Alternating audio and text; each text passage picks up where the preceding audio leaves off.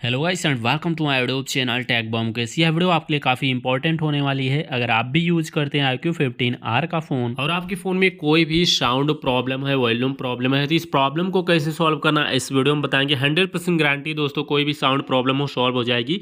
आप अपने फ़ोन के सेटिंग्स में आइए। फ़ोन के सेटिंग्स में आने के बाद कुछ ऐसा इंटरफेस आपके स्क्रीन पे शो होता है। अभी यहाँ पे आपको क्या करना है, सबसे ऊपर सर्च बार मिलेगा। आपको सबसे ऊपर सर्च बार पे क्लिक करना है। सर्च बार पे क्लिक करने के बाद यहाँ पे लिखना मोनो, MONO। मोनो लिख के सर्च करिएगा। एक ऑप्शन आपको मिल जाएगा मोनो ऑडियो नाम से। आपको मोनो ऑडियो के ऑप्शन पे क्लिक करना है। मोनो ऑडियो पे क्लिक करने के बाद मोनो ऑडियो का ऑप्शन होगा, आप इसको ऑन कर दीजिएगा।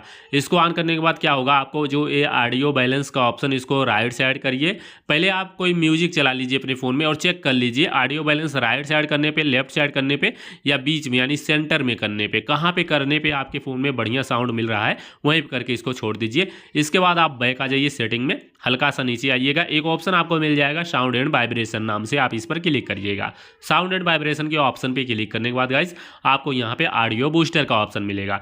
ऑडियो बूस्टर जब आपके फ़ोन में बंद होता है तो आपके फ़ोन में सिर्फ होता है 100% वॉल्यूम, लेकिन जैसे ही आप ऑडियो बूस्टर को ऑन कर सकते हैं ये वॉल्यूम डबल हो जाता है, यानी 150-200% तक वॉल्यूम हो जाता है। तो इस तरीके से साउंड प्रॉब्लम सारी सॉल्व हो जाएगी।